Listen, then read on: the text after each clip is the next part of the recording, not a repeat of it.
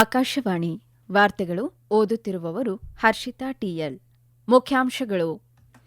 ಇದೇ 19ರಂದು ಸ್ವಿಟ್ಜರ್ಲೆಂಡ್ನಲ್ಲಿ America Iran ನಡುವೆ ಶಾಂತಿ ಒಪ್ಪಂದ, ಹಾರ್ಮುಜ್ ಜಲಸಂಧಿ ಶೀಘ್ರ ಸಂಚಾರಕ್ಕೆ ಮುಕ್ತ. ಸ್ಲೋವಾಕಿಯಾದ ಪ್ರಧಾನಿಯೊಂದಿಗೆ ಇಂದು ಪ್ರಧಾನಿ ನರೇಂದ್ರ ಮೋದಿ ಮಾತುಕತೆ. ದೇಶದಲ್ಲಿ ರಸಗೊಬ್ಬರಗಳ ಕೊರತೆ ಇಲ್ಲ, ಕೇಂದ್ರ ಸಚಿವೆ ನಿರ್ಮಲಾ ಸೀತಾರಾಮನ್ ಸ್ಪಷ್ಟನೆ. ಫಿಫಾ ವಿಶ್ವಕಪ್ ಫುಟ್ಬಾಲ್ ಹೆಚ್ ಗುಂಪಿನ ಪಂದ್ಯದಲ್ಲಿಂದು ಸ್ಪೇನ್ ಕ್ಯಾಬೋ ವರ್ಡೆ ತಂಡಗಳು ಮುಖಾಮುಖಿ. ವಾರ್ತೆಗಳ ವಿವರ.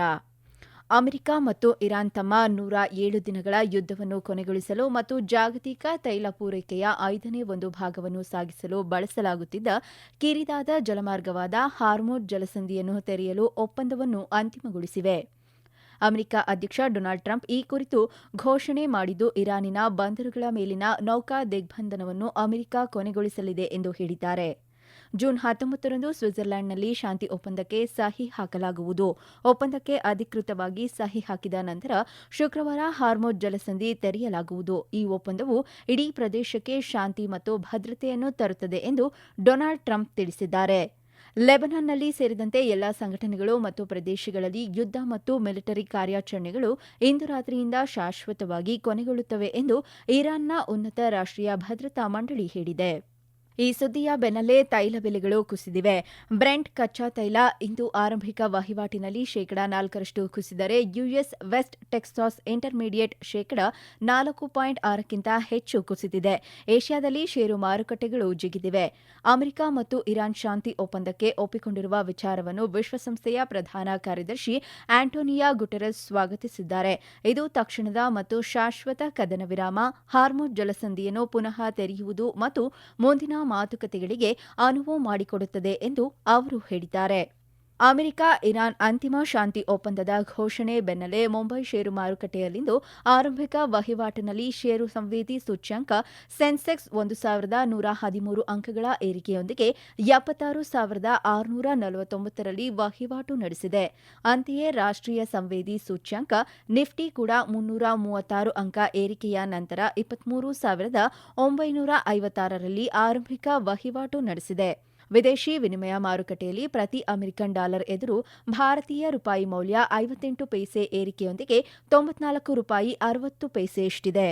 ಪ್ರಧಾನಿ ನರೇಂದ್ರ ಮೋದಿ ಅವರು ಇಂದು ಸ್ಲೋವಾಕಿಯಾದ ರಾಜಧಾನಿ ಬ್ರಾಟಿಸ್ಲವಾದಲ್ಲಿ ಸ್ಲೋವಾಕಿಯಾದ ಪ್ರಧಾನಿ ರಾಬರ್ಟ್ ಫಿಕೋ ಅವರೊಂದಿಗೆ ದ್ವಿಪಕ್ಷೀಯ ಮಾತುಕತೆ ನಡೆಸಲಿದ್ದಾರೆ. ಪ್ರಧಾನಿ ನರೇಂದ್ರ ಮೋದಿ ಅವರು ಸ್ಲೋವಾಕಿಯಾದ ಅಧ್ಯಕ್ಷ ಪೀಟರ್ ಪೆಲ್ಲೆಗ್ರಿನಿ ಅವರನ್ನು ಸಹ ಭೇಟಿ ಮಾಡಲಿದ್ದಾರೆ. ಈ ಭೇಟಿಯು ಭಾರತ ಸ್ಲೋವಾಕಿಯಾ ಸಂಬಂಧಗಳನ್ನು ಗಾಢವಾಗಿಸಲು ಮತ್ತು ಎರಡೂ ದೇಶಗಳ ನಡುವಿನ ಸಹಕಾರದ ಹೊಸ ಮಾರ್ಗಗಳನ್ನು ಅನ್ವೇಷಿಸಲು ಅವಕಾಶವನ್ನು ಒದಗಿಸುತ್ತದೆ ಎಂದು ಸಾಮಾಜಿಕ ಜಾಲತಾಣದಲ್ಲಿ ಪ್ರಧಾನಿ ನರೇಂದ್ರ ಮೋದಿ ಹೇಳಿದ್ದಾರೆ. ಸ್ಲೋವಾಕಿಯಾದ ಅಧ್ಯಕ್ಷ ಪೀಟರ್ ಪೆಲ್ಲೆಗ್ರಿನಿ ಮತ್ತು ಪ್ರಧಾನಿ ರಾಬರ್ಟ್ ಫಿಕೋ ಅವರೊಂದಿಗೆ ಉತ್ಪಾದಕ ಸಭೆಗಳನ್ನು ಎದುರು ನೋಡುತ್ತಿರುವುದಾಗಿ ಅವರು ತಿಳಿಸಿದ್ದಾರೆ. 1993ರಲ್ಲಿ ಸ್ಲೋವಾಕಿಯಾದ ಸ್ವಾತಂತ್ರ್ಯ ಪಡೆದ ನಂತರ ಭಾರತದ ಪ್ರಧಾನಿಯೊಬ್ಬರು ಭೇಟಿ ನೀಡುತ್ತಿರುವುದು ಇದೇ ಮೊದಲು. ವ್ಯಾಪಾರ, ಹೂಡಿಕೆ, ಆಟೋಮೊಬೈಲ್ ಮತ್ತು ರೈಲ್ವೆ ಉತ್ಪಾದನೆ ಸೇರಿದಂತೆ ವಿವಿಧ ಕ್ಷೇತ್ರಗಳಲ್ಲಿ ಸ್ಲೋವಾಕಿಯಾದೊಂದಿಗೆ ದ್ವಿಪಕ್ಷೀಯ ಸಂಬಂಧವನ್ನು ಬಲಪಡಿಸುವ ಕಡೆಗೆ ಭಾರತದ ಬದ್ಧತೆಯನ್ನು ಈ ಭೇಟಿ ಪುನರುಚ್ಚರಿಸುತ್ತದೆ. 52ನೇ G7 ಶೃಂಗಸಭೆ ಇಂದು ಫ್ರಾನ್ಸ್ನ ಏವಿಯನ್ಸ್ನಲ್ಲಿ ಆರಂಭವಾಗಲಿದೆ. 3 ದಿನಗಳ ಈ ಶೃಂಗಸಭೆಯಲ್ಲಿ G7 ಸದಸ್ಯ ರಾಷ್ಟ್ರಗಳಾದ Canada, France, Germany, Italy, Japan, UK, America ಮತ್ತು ಐರೋಪ್ಯ ಒಕ್ಕೂಟ ಭಾಗವಹಿಸುತ್ತವೆ. ಸದಸ್ಯರ ಜೊತೆಗೆ ಭಾರತ, ಬ್ರೆಜಿಲ್, ಈಜಿಪ್ಟ್, ಕೀನ್ಯಾ, ದಕ್ಷಿಣ Korea, Qatar, Saudi Arabia, Syria, UAE ಮತ್ತು ಉಕ್ರೇನ್ ಅನ್ನು ಔಟ್ರೀಚ್ ಪಾಲುದಾರ ರಾಷ್ಟ್ರಗಳು ಎಂದು ಫ್ರಾನ್ಸ್ ಆಹ್ವಾನಿಸಿದೆ. ಭಾರತ ಪಾಲುದಾರ ರಾಷ್ಟ್ರವಾಗಿ G7 ಶೃಂಗಸಭೆಯಲ್ಲಿ ಭಾಗವಹಿಸುತ್ತಿರುವುದು 13ನೇ ಬಾರಿ.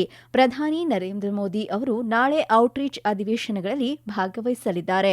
G7 ಶೃಂಗಸಭೆಯಲ್ಲಿ ಪ್ರಧಾನಿ ನರೇಂದ್ರ ಮೋದಿ ಭಾಗವಹಿಸುವುದು ಜಾಗತಿಕ ಭೌಗೋಳಿಕ ರಾಜಕೀಯದಲ್ಲಿ ಭಾರತದ ಪ್ರಮುಖ ಪಾತ್ರವನ್ನು ಒತ್ತಿ ಹೇಳುತ್ತದೆ.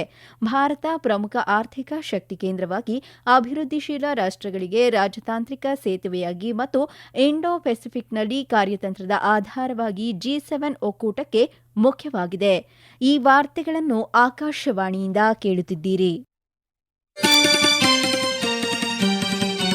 ನಮ್ಮ ಎಲ್ಲಾ ರಾಷ್ಟ್ರೀಯ ವಾರ್ತೆಗಳು ಹಾಗೂ ಪ್ರದೇಶ ಸಮಾಚಾರ ಈಗ ಆಕಾಶವಾಣಿ ನ್ಯೂಸ್ ಕನ್ನಡ ಯೂಟ್ಯೂಬ್ ಚಾನೆಲ್ನಲ್ಲಿ ಲಭ್ಯ. ನಮ್ಮ ಎಕ್ಸ್ ಖಾತೆ ಮತ್ತು ಇನ್ಸ್ಟಾಗ್ರಾಂ ಖಾತೆ ಆಕಾಶವಾಣಿ ನ್ಯೂಸ್ ಕನ್ನಡ. ಹೆಚ್ಚಿನ ಮಾಹಿತಿಗಾಗಿ ನಮ್ಮ ಫೇಸ್ಬುಕ್ ಖಾತೆ AIR ಕನ್ನಡ ನ್ಯೂಸ್ ಅನುಸರಿಸಿ. ಮಾಹಿತಿಯ ಹೂರಣ ವಾರದ ಕಾರ್ಯಕ್ರಮ ಪ್ರಚಲಿತ ವಿದ್ಯಮಾನ ಪ್ರತಿ ಬುಧವಾರ 9:15ಕ್ಕೆ. ದೇಶದಲ್ಲಿ ಸಾಕಷ್ಟು ಆಹಾರ ಧಾನ್ಯಗಳ ಸಂಗ್ರಹವಿದೆ. ಎಲ್ ನೀನೋ ಪರಿಸ್ಥಿತಿಗಳ ಪ್ರಭಾವದ ಹೊರತಾಗಿಯೂ ಯಾವುದೇ ಆಹಾರ ಕೊರತೆ ಇರುವುದಿಲ್ಲ ಎಂದು ಕೇಂದ್ರ ಹಣಕಾಸು ಸಚಿವೆ ನಿರ್ಮಲಾ ಸೀತಾರಾಮನ್ ಹೇಳಿದ್ದಾರೆ. ನವದೆಹಲಿಯಲ್ಲಿ ಇಂದು ನಡೆದ ಮೈಂಡ್ ಶೃಂಗಸಭೆ ಉದ್ದೇಶಿಸಿ ಮಾತನಾಡಿದ ಅವರು, ಈ ವರ್ಷ ನೈಋತ್ಯ ಮುಂಗಾರು ಮಳೆ ಸಾಮಾನ್ಯಕ್ಕಿಂತ ಕಡಿಮೆ ಇರಲಿದೆ ಎಂದು ನಿರೀಕ್ಷಿಸಲಾಗಿದೆ. ಮುಂಗಾರು ಮಳೆ ಋತುವಿಗೆ ಸಾಕಷ್ಟು ಪ್ರಮಾಣದ ರಸಗೊಬ್ಬರಗಳು ಲಭ್ಯವಿದೆ ಎಂದು ತಿಳಿಸಿದರು. ಮುಂಬರುವ ಹಿಂಗಾರು ಋತುವಿಗೆ ರಸಗೊಬ್ಬರಗಳ ಪೂರೈಕೆ ಈ ವರ್ಷದ ನವೆಂಬರ್ನಿಂದ ಪ್ರಾರಂಭವಾಗಲಿದೆ ಎಂದು ಸಚಿವೆ ನಿರ್ಮಲಾ ಸೀತಾರಾಮನ್ ಮಾಹಿತಿ ನೀಡಿದರು. ಕಳೆದ 12 ವರ್ಷಗಳಲ್ಲಿ ಭಾರತದ ಮಧ್ಯಮ ವರ್ಗವನ್ನು ಆರ್ಥಿಕ ಭದ್ರತೆ ಮತ್ತು ಉತ್ತಮ ಸೌಲಭ್ಯ ಮತ್ತು ಹೊಸ ಅವಕಾಶಗಳೊಂದಿಗೆ ಸಬಲೀಕರಣಗೊಳಿಸಲು ಸರ್ಕಾರ ಸಮಗ್ರ ಬದಲಾವಣೆಗಳನ್ನು ಮಾಡಿದೆ ಎಂದು ಬಿಜೆಪಿ ಅಧ್ಯಕ್ಷ ನಿತಿನ್ ನಬೀನ್ ಹೇಳಿದ್ದಾರೆ. ಸಾಮಾಜಿಕ ಜಾಲತಾಣದಲ್ಲಿ ಅವರು ಆದಾಯ ತೆರಿಗೆ ಸುಧಾರಣೆಗಳ ಮೂಲಕ ತೆರಿಗೆ ವಿನಾಯಿತಿ ಮತ್ತು ಜಿಎಸ್ಟಿ ಮೂಲಕ ತೆರಿಗೆ ವ್ಯವಸ್ಥೆಯಲ್ಲಿ ಪಾರದರ್ಶಕತೆ ಸೇರಿದಂತೆ ಸರ್ಕಾರ ಕೈಗೊಂಡ ಹಲವಾರು ನೀತಿಗಳು ಇದಕ್ಕೆ ಸಾಕ್ಷಿಯಾಗಿದೆ ಎಂದರು. ಉಜ್ವಲ ಯೋಜನೆ, ಜಲಜೀವನ್ ಮಿಷನ್, ಸ್ವಚ್ಛ ಭಾರತ್ನಂತಹ ಉಪಕ್ರಮಗಳು ನಾಗರಿಕರಿಗೆ ಮೂಲಭೂತ ಜೀವನ ಸೌಲಭ್ಯವನ್ನು ಪ್ರವೇಶಿಸುವಂತೆ ಮಾಡಿದೆ. ಪ್ರಧಾನಮಂತ್ರಿ ಆವಾಸ್ ಯೋಜನೆಯಂತಹ ಯೋಜನೆಗಳು ಹಾಗೂ ಆಯುಷ್ಮಾನ್ ಭಾರತ್ ಯೋಜನೆಯು ಕ್ರಮವಾಗಿ ಮನೆ ಮತ್ತು ಆರೋಗ್ಯ ಭದ್ರತೆಯನ್ನು ಹೊಂದುವ ಜನರ ಕನಸನ್ನು ನನಸಾಗಿಸಲು ಅವಕಾಶ ಮಾಡಿಕೊಟ್ಟಿವೆ ಎಂದು ಅವರು ಹೇಳಿದರು. ಇಂತಹ ಉಪಕ್ರಮಗಳ ಮೂಲಕ ಕೇಂದ್ರ ಸರ್ಕಾರ ಮಧ್ಯಮ ವರ್ಗದ ಜನರನ್ನು ಸಬಲೀಕರಣಗೊಳಿಸಿದೆ. ಇದು ಭಾರತದ ಆರ್ಥಿಕತೆಯಲ್ಲಿ ಪ್ರಮುಖ ಶಕ್ತಿಯಾಗಿದೆ. ಆತ್ಮನಿರ್ಭರ ಭಾರತ ಮತ್ತು ವಿಕಸಿತ ಭಾರತಕ್ಕಾಗಿ ಸಂಕಲ್ಪವನ್ನು ವೇಗಗೊಳಿಸುವಲ್ಲಿ ಪ್ರಮುಖ ಪಾತ್ರ ವಹಿಸುತ್ತದೆ ಎಂದು ನಿತಿನ್ ನಬೀನ್ ಅಭಿಪ್ರಾಯಪಟ್ಟರು. ಇದೇ ವೇಳೆ ಕಳೆದ 12 ವರ್ಷಗಳಲ್ಲಿ ಭಾರತದ ಸಮಗ್ರ ಅಭಿವೃದ್ಧಿಗಾಗಿ ಎನ್ಡಿಎ ಸರ್ಕಾರ ಕೈಗೊಂಡ ಕ್ರಮಗಳ ಕುರಿತು ವಿಶೇಷ ವರದಿ ಇದೀಗ ಮೂಡಿಬರಲಿದೆ. ಕಳೆದ 12 ವರ್ಷಗಳಲ್ಲಿ ಪ್ರಧಾನಿ ನರೇಂದ್ರ ಮೋದಿ ಅವರ ದೂರದೃಷ್ಟಿಯ ನಾಯಕತ್ವದಲ್ಲಿ ಸಬ್ಕಾ ಸಾಥ್, ಸಬ್ಕಾ ವಿಕಾಸ್, ಸಬ್ಕಾ ವಿಶ್ವಾಸ್ ಮತ್ತು ಸಬ್ಕಾ ಪ್ರಯಾಸ್ ತತ್ವಗಳಿಂದ ಭಾರತ ಗಮನಾರ್ಹ ಪರಿವರ್ತನೆಗೆ ಒಳಗಾಗಿದೆ. ಈ ಅವಧಿಯಲ್ಲಿ ಎನ್ಡಿಎ ಸರ್ಕಾರ ಬಡವರು, ರೈತರು, ಮಹಿಳೆಯರು ಮತ್ತು ಯುವಕರ ಕಲ್ಯಾಣ ಹಾಗೂ ಸಬಲೀಕರಣಕ್ಕಾಗಿ ಅನೇಕ ಪ್ರಮುಖ ಉಪಕ್ರಮಗಳನ್ನು ಕೈಗೊಂಡಿದೆ.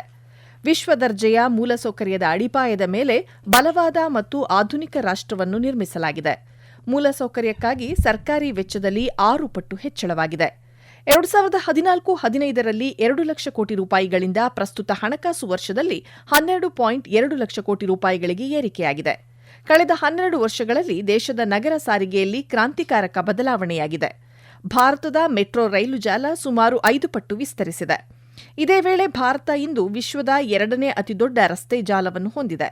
2014ರಲ್ಲಿ 91,000 ಕಿಲೋಮೀಟರ್ ಇದ್ದ ರಾಷ್ಟ್ರೀಯ ಹೆದ್ದಾರಿ ಜಾಲ 2026ರಲ್ಲಿ 1,46,000 ಕಿಲೋಮೀಟರ್ಗಳಿಗೆ ವಿಸ್ತರಿಸಿದೆ. ಭಾರತೀಯ ರೈಲ್ವೆಗೆ ಬಜೆಟ್ ಅನುದಾನ 9 ಪಟ್ಟು ಹೆಚ್ಚಾಗಿದೆ. 2014-15ರಲ್ಲಿ 32,000 ಕೋಟಿ ರೂಪಾಯಿಗಳಿಂದ ಪ್ರಸ್ತುತ 2.78 ಲಕ್ಷ ಕೋಟಿ ರೂಪಾಯಿಗಳಿಗೆ ಅನುದಾನ ಏರಿಕೆಯಾಗಿದೆ. ಈ ಹೂಡಿಕೆಯು ಭಾರತೀಯ ರೈಲ್ವೆಯ ಆಧುನೀಕರಣಕ್ಕೆ ಶಕ್ತಿ ತುಂಬಿದೆ ಮತ್ತು ಪ್ರಯಾಣಿಕರ ಅನುಭವವನ್ನು ಸುಧಾರಿಸಿದೆ. ಪ್ರಸ್ತುತ 162 ವಂದೇ ಭಾರತ್ ರೈಲುಗಳು ಕಾರ್ಯನಿರ್ವಹಿಸುತ್ತಿದ್ದು, ಇದು ಪ್ರಯಾಣದ ಸಮಯವನ್ನು 45% ಕಡಿಮೆ ಮಾಡಿದೆ. ಒಟ್ಟಾರೆ ಈ ಸಾಧನೆಗಳು 2047ರ ವೇಳೆಗೆ ವಿಕಸಿತ ಭಾರತಕ್ಕೆ ಅಡಿಪಾಯ ಹಾಕುವ ಮೂಲಕ ವೇಗವಾದ, ಹೆಚ್ಚು ಸಂಪರ್ಕಿತ ಮತ್ತು ಹೆಚ್ಚು ಸಮೃದ್ಧ ಭಾರತವನ್ನು ನಿರ್ಮಿಸುತ್ತಿದೆ. ಫಿಲಿಡೆಲ್ಫಿಯಾದಲ್ಲಿ ಇಂದು ನಡೆದ ಫಿಫಾ ವಿಶ್ವಕಪ್ ಫುಟ್ಬಾಲ್ ಪಂದ್ಯಾವಳಿಯ ಈ ಗುಂಪಿನ ಪಂದ್ಯದಲ್ಲಿ ಐವರಿ ಕೋಸ್ಟ್ ತಂಡ ಈಕ್ವೆಡಾರ್ ವಿರುದ್ಧ 1-0 ಗೋಲುಗಳಿಂದ ಜಯ ಗಳಿಸಿತು. ಇದೇ ವೇಳೆ ಅಮೆರಿಕ ಅಟ್ಲಾಂಟಾ ಕ್ರೀಡಾಂಗಣದಲ್ಲಿ ನಡೆಯುತ್ತಿರುವ ಹೆಚ್ ಗುಂಪಿನ ಪಂದ್ಯದಲ್ಲಿ ಸ್ಪೇನ್ ತಂಡ ಕ್ಯಾಂಬೋ ವರ್ಡೆ ವಿರುದ್ಧ ಸೆಣಸಲಿದೆ. ಪಂದ್ಯ ಭಾರತೀಯ ಕಾಲಮಾನ ರಾತ್ರಿ 9:30ಕ್ಕೆ ಆರಂಭವಾಗಲಿದೆ. ಕೊನೆಯಲ್ಲಿ ಮತ್ತೊಮ್ಮೆ ಮುಖ್ಯಾಂಶಗಳು. ಇದೇ 19ರಂದು ಸ್ವಿಟ್ಜರ್ಲೆಂಡ್ನಲ್ಲಿ ಅಮೆರಿಕ ಇರಾನ್ ನಡುವೆ ಶಾಂತಿ ಒಪ್ಪಂದ, ಹಾರ್ಮುಜ್ ಜಲಸಂಧಿ ಶೀಘ್ರ ಸಂಚಾರಕ್ಕೆ ಮುಕ್ತ. ಸ್ಲೋವಾಕಿಯಾದ ಪ್ರಧಾನಿಯೊಂದಿಗೆ ಇಂದು ಪ್ರಧಾನಿ ನರೇಂದ್ರ ಮೋದಿ ಮಾತುಕತೆ. ದೇಶದಲ್ಲಿ ರಸಗೊಬ್ಬರಗಳ ಕೊರತೆ ಇಲ್ಲ, ಕೇಂದ್ರ ಸಚಿವೆ ನಿರ್ಮಲಾ ಸೀತಾರಾಮನ್ ಸ್ಪಷ್ಟನೆ. ಫಿಫಾ ವಿಶ್ವಕಪ್ ಫುಟ್ಬಾಲ್ ಹೆಚ್ ಗುಂಪಿನ ಪಂದ್ಯದಲ್ಲಿಂದು ಸ್ಪೇನ್ ಕ್ಯಾಬೋ ವರ್ಡೆ ತಂಡಗಳು ಮುಖಾಮುಖಿ. ಇಲ್ಲಿಗೆ ವಾರ್ತಾ ಪ್ರಸಾರ ಮುಕ್ತಾಯವಾಯಿತು. ನಮ್ಮ ಮುಂದಿನ ವಾರ್ತಾ ಪ್ರಸಾರ ಮಧ್ಯಾಹ್ನ 2:30ಕ್ಕೆ.